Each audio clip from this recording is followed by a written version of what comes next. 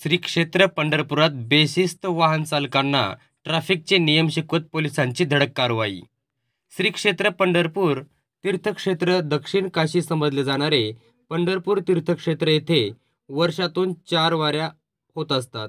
या वारीच्या वेळी पंढरपूर शहरामध्ये भाविक भक्तांची लाखोच्या संख्येने गर्दी असते।